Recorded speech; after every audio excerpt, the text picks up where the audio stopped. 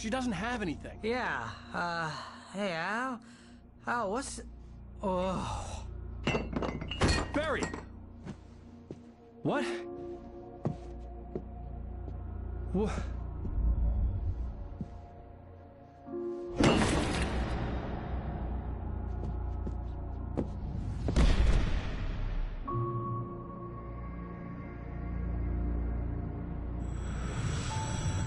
It's coming for you, hiding in my barber's skin. I'm too weak to stop it. You must turn the lights on. I promised I'd come visit you and your lovely wife. You must finish what you started. I insist. You must turn the lights on. Turn the light on. Back to work, boy.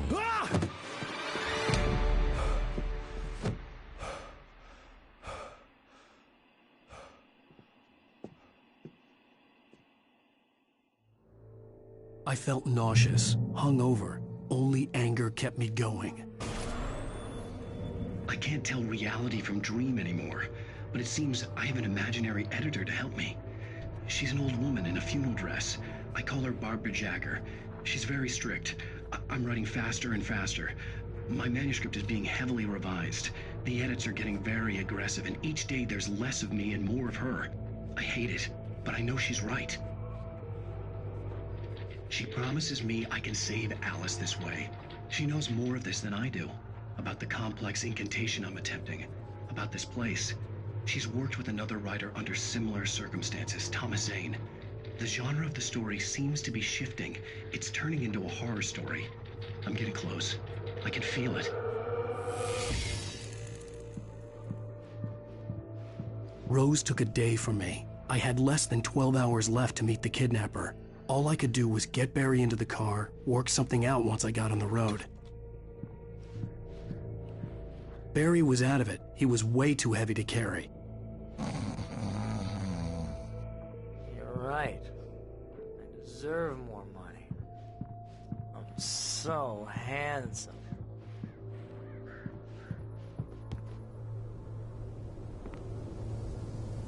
My gun and flashlight were gone. I'd have to find a way to get Barry into the car as quickly as possible. There was no time to waste.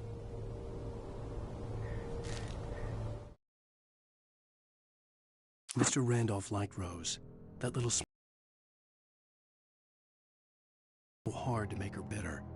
It wasn't any of his business what she did in her trailer. But those strangers, the writer and his smart-ass sidekick, looked like trouble. And they'd been in there for hours, way past her normal bedtime. He reached for the phone and called the sheriff's station.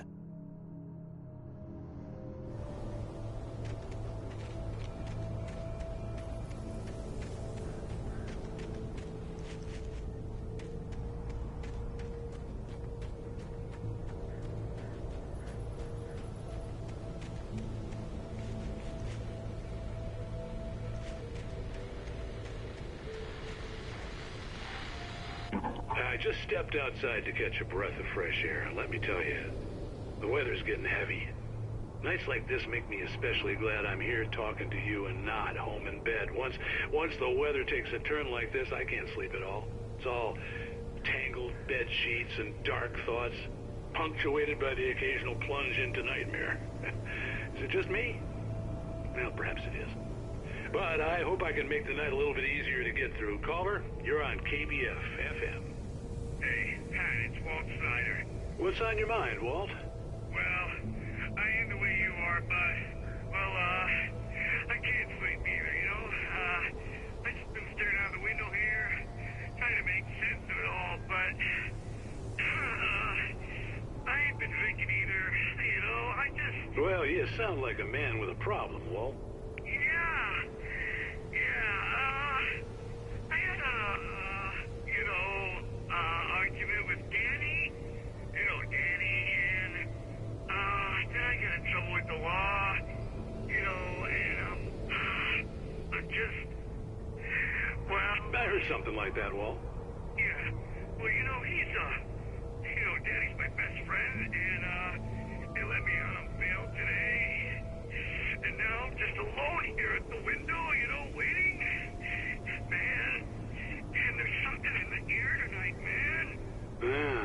just outside looking up at the sky above our broadcast tower thinking the same thing.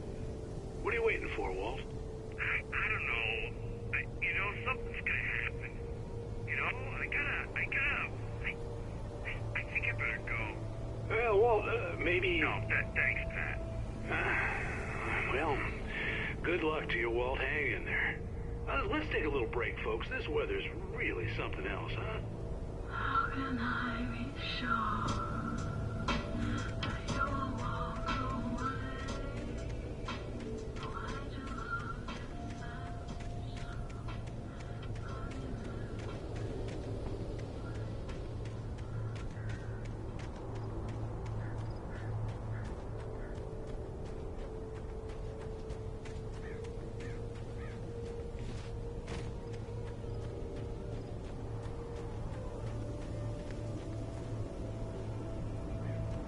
Oh, you're gonna get it now. God knows what you've done to that poor girl. This is Agent Nightingale, FBI! Get him up, Hemingway! You're under arrest! You move a muscle, I'll unload right in your goddamn face! Stay right where you are, Spillane!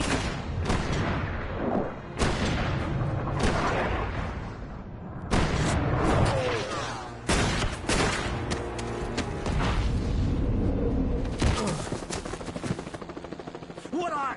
I'm standing right here, you goddamn maniac!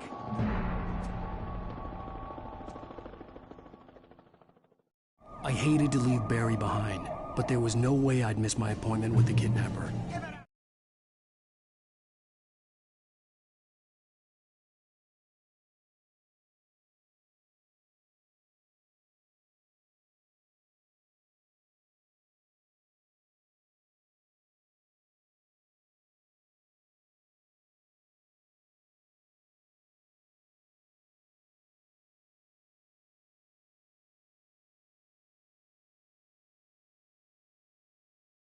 Mr. Wake, come on!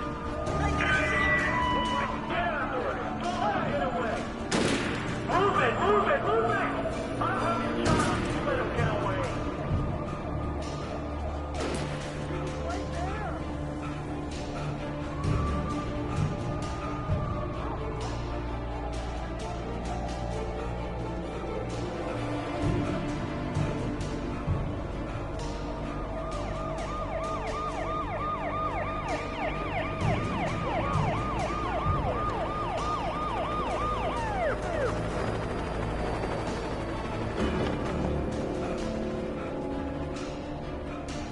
Stop running! There he goes! Okay, Ben. Keep your eyes peeled. He's gonna try to make it through here. Oh, damn. Stand out!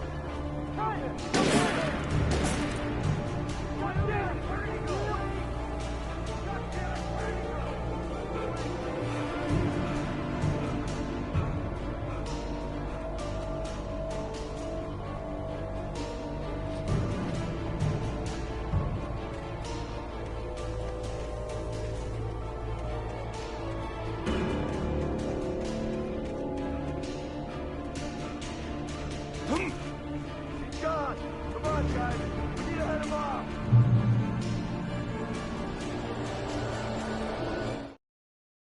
For decades, the darkness that wore Barbara Jagger's skin slept fitfully in the dark place that was its home and prison. It was hungry and in pain. It dreamed of its nights of glory when the poet's writing had called it from the depths and given it a brief, terrible taste of power and freedom. The rock stars had stirred it from the deep sleep the poet had sunk it back to in the end. When it sensed the writer on the ferry, it opened its eyes.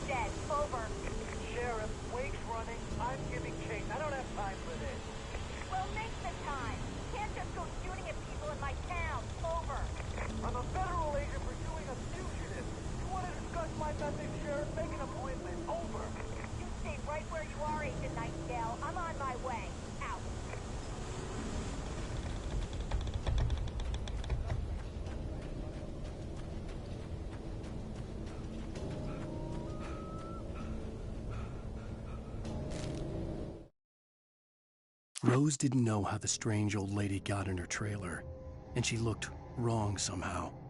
The woman showed her teeth in an approximation of a smile and traced a finger down Rose's cheek. "Pretty girl," she said. Rose felt as if she was falling asleep, but her knees didn't buckle. The crone spoke in a whisper, her words ice cold and dark in Rose's ear.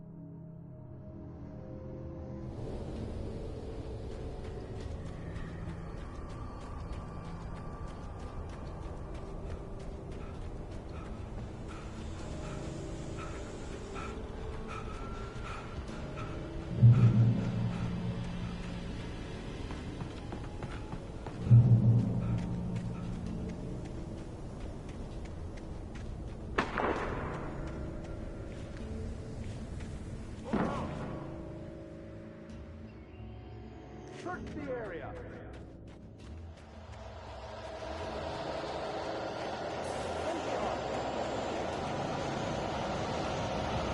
This way. Over here.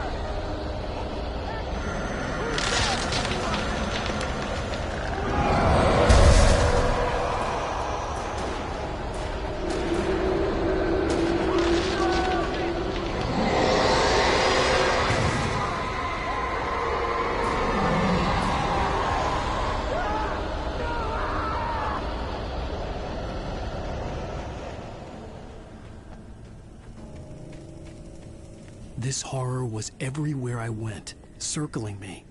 The cops didn't stand a chance. They were after a writer, not a monster.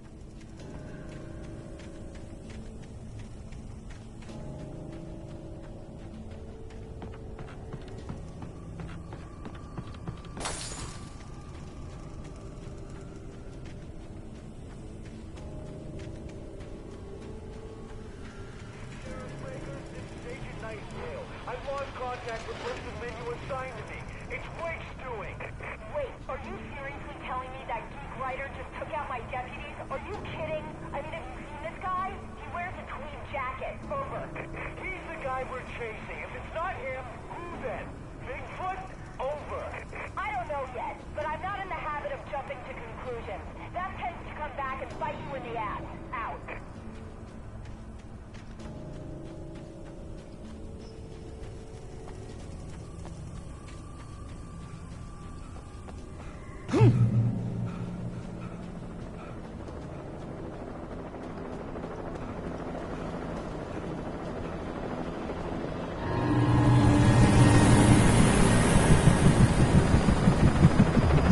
You on the ground.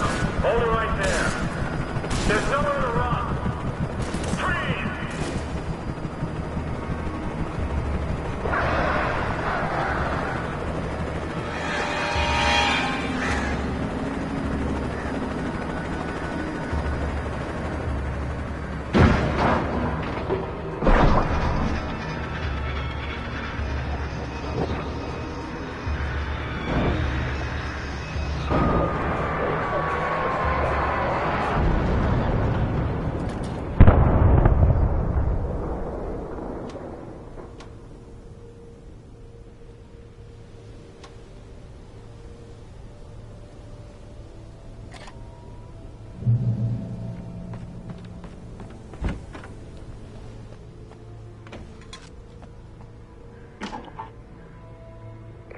This is James. Mulligan Thornton, come in. Over. Thornton here. James, we got both Wheeler and Rose in custody. They didn't put up a fight or anything. But they were... Hey, Mulligan, what are you doing? Come on. Sit down and give me that. James, Mulligan here. Over. Go ahead, Mulligan. Over. We got Wheeler and Rose here. Wheeler's drunk or hopped up on something.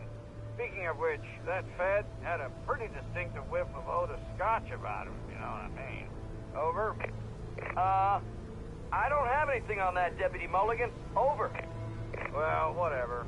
Anyway, Rose is just being plain weird here. You better get Doc in to take a look at both. Over. Gotcha. You better get them here quickly. The, Fed's gonna want to interview Wheeler. Over.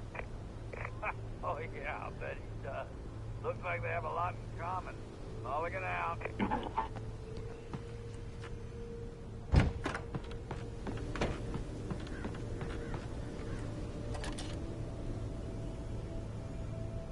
I could see the lights of the radio station in the distance.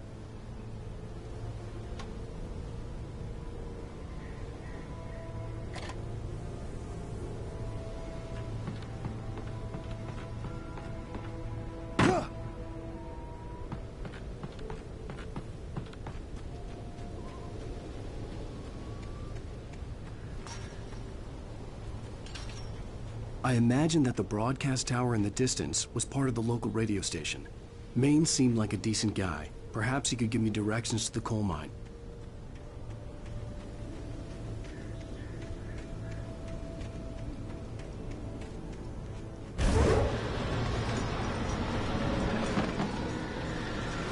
Unnatural shadows clung to the gate. The darkness that was after me was trying to stop me. I wouldn't get through without light.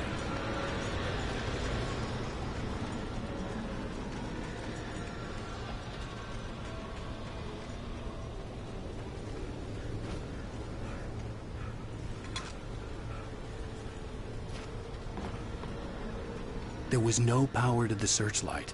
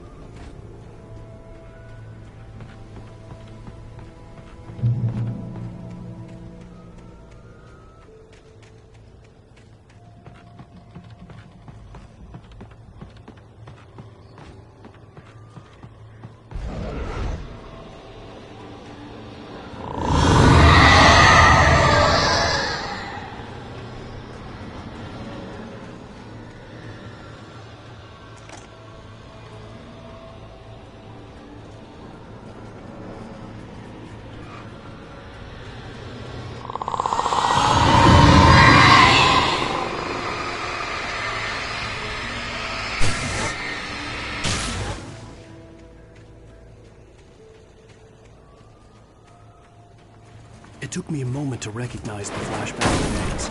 They were an ideal weapon for my situation. Team 1, come in. Over. Team 1, this is Sheriff Breaker. Report. Over. Team 2, come in. I need a report. Over. Come on, guys. Talk to me. Come in, please. Over.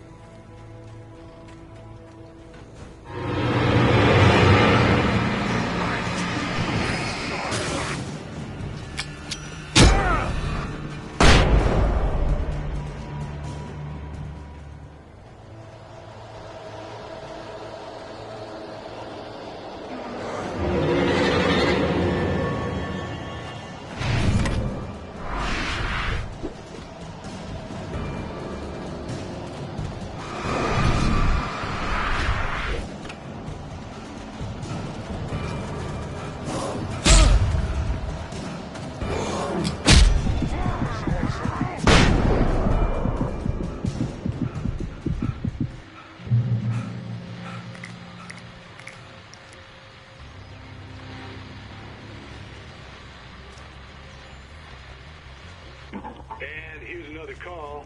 You're on KBF-FM with Pat Maine. It's Milt Peabody, Pat. What's on your mind, Milt? Well, I live near the trailer park, Pat, and there's a big ruckus going on over there. Well, that's just up the road from me, too. What's going on, do you know? I don't know, but there's a bunch of police cars there, lots of sirens, a helicopter buzzing around, and I think I heard some gunshots. Gunshots? Yes, sir, like from a pistol. So can you find out what's going on? next door and they're popping off guns there. They're still shooting? No, it was maybe 10, 15 minutes ago. It sounds serious, Pat. I'm telling you, it don't sound like no party. Well, I'm certainly going to give the station a call, Milt. Okay. You'll hear it here as soon as I hear from them. Okay, thanks.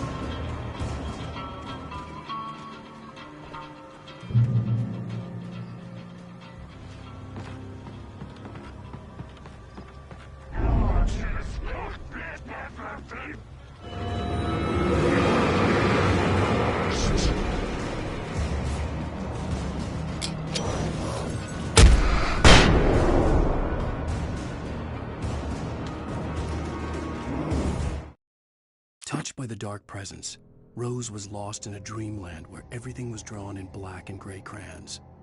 The old lady had promised her that all her wishes would come true. She would be Alan Wake's muse. She was smiling so hard it hurt her face. She crushed a bottle full of sleeping pills into the coffee. Deep down inside, she was screaming in terror.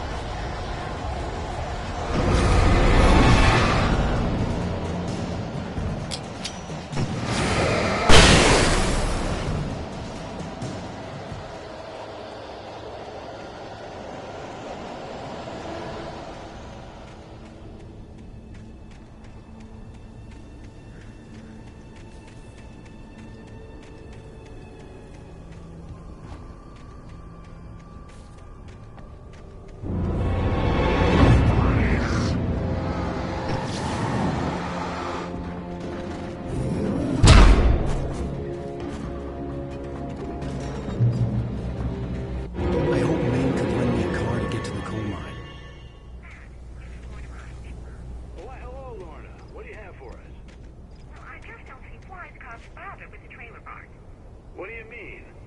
It's a trailer park. Of course you're going to have trouble in a place like that. I mean, what do you expect? The sheriff should be helping us normal citizens instead of wasting resources on those people. Well... You left to try to sort themselves out. I'm sorry, but my granddaddy settled in Bright Falls in 1911. Well, thank you very much for that compassionate viewpoint, Lorna. How can I be sure?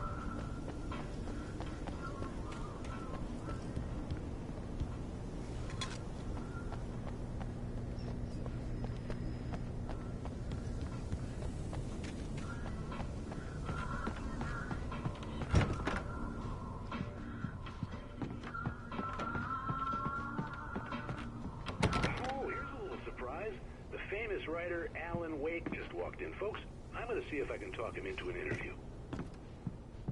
Come on. Oh, I'm so glad you could find the time to do this, Mr. Wake. Nowhere to run now, Dan Brown. You back away from me. Don't hurt. Whoa. Everyone calm down. Put the gun down. We're all friends here, right? Cool your jets, Nightingale. We got him. Judas Priest! What the hell's the matter with you? There's a civilian in there.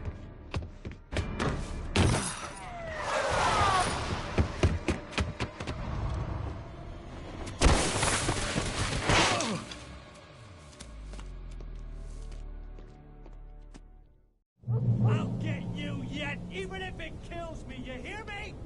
You hear me, H.P. Lovecraft? I had fallen off so many cliffs it was ridiculous. That's what you get for naming a book The Sudden Stop. It was probably good I hadn't had the chance to tell Maine where I was going. I'd have to lose the cops and find my own way to the mine.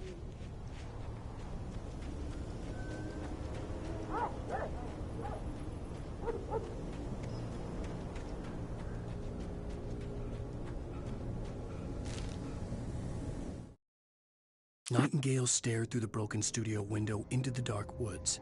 He turned around, started to walk out, but Maine grabbed his arm. "Young man, you almost shot me. You don't shoot off rounds at people like that. What's the matter with you?" Nightingale shook his arm free, marched out. His cheeks burned with rage and humiliation.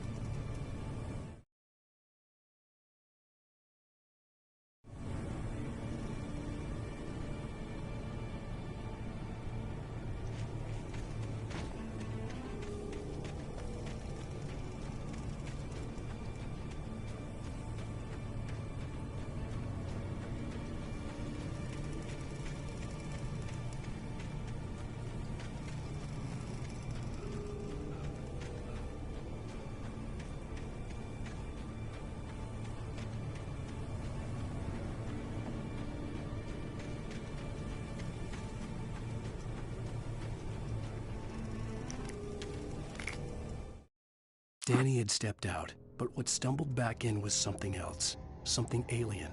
A monster. Walter tried to kill it, first with his fists, then a chair. It wouldn't die. Instead, it kept coming, unaffected by the beating it had taken. After Walter managed to kick it down the cellar stairs, fear took over. He ran, got behind the wheel, gunned the engine. The booze wouldn't make him forget, but he knew he had to try.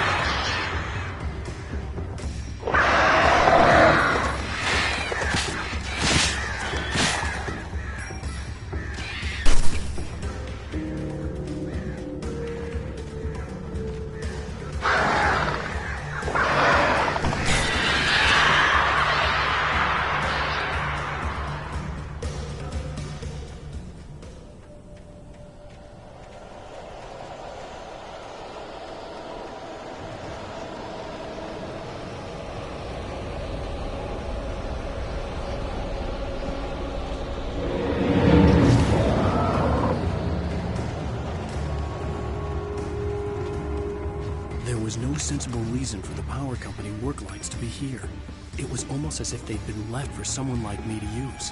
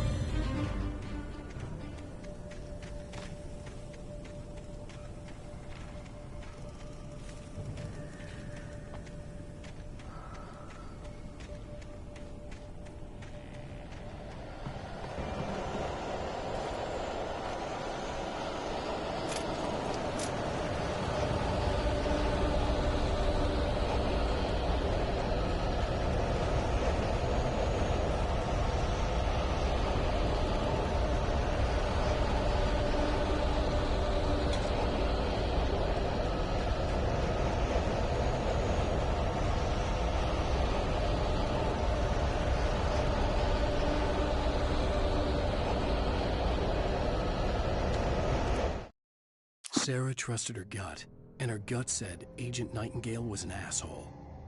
He felt wrong, and it wasn't just the smell of stale booze.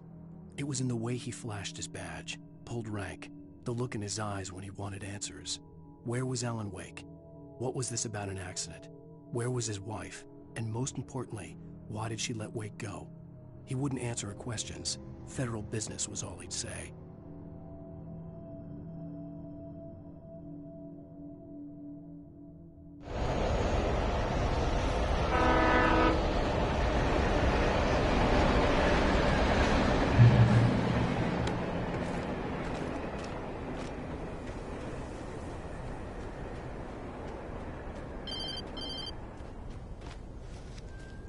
Stubborn man I've ever met.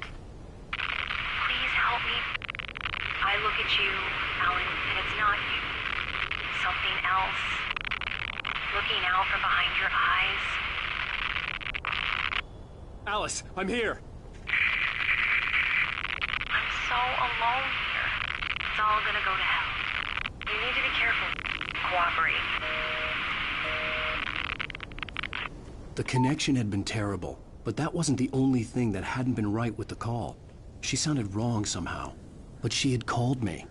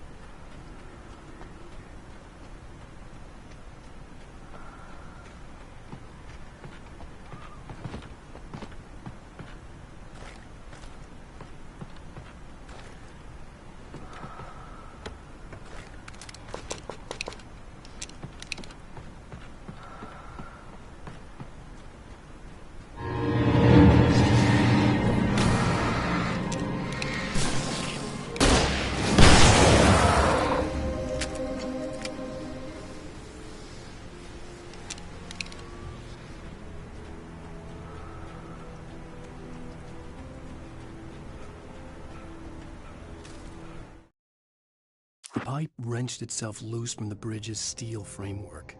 Wrapped in darkness, it floated in midair, twitching. For a moment, I didn't understand what I was looking at. The heavy object lurched at me with impossible force. I threw myself out of the way, but just barely. When I turned my flashlight on it, it shook in a dark rage before it flew at me again. I could see a railway bridge up ahead, and a warehouse of some sort on the opposite shore. I hoped I could find a car from there.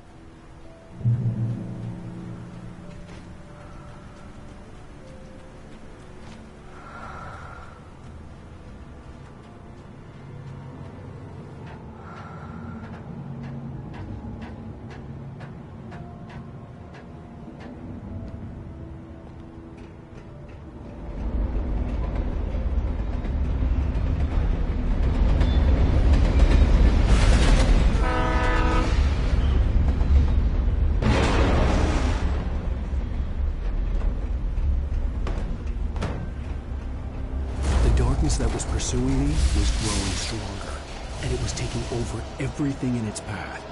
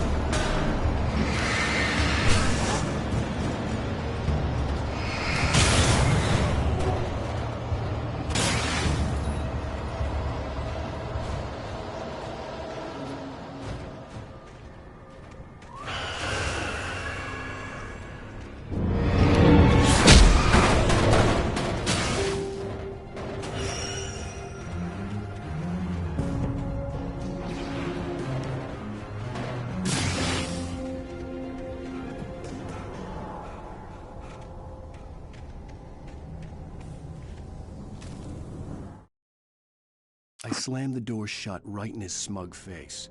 He pleaded for me to open the door. True to form, the asshole actually thought I would obey. I had no sympathy left, no guilt either, not for him. I took a moment to savor the scream. I bet I had a smile on my face. It was all that I had time for. The dark presence was inside the lodge with me.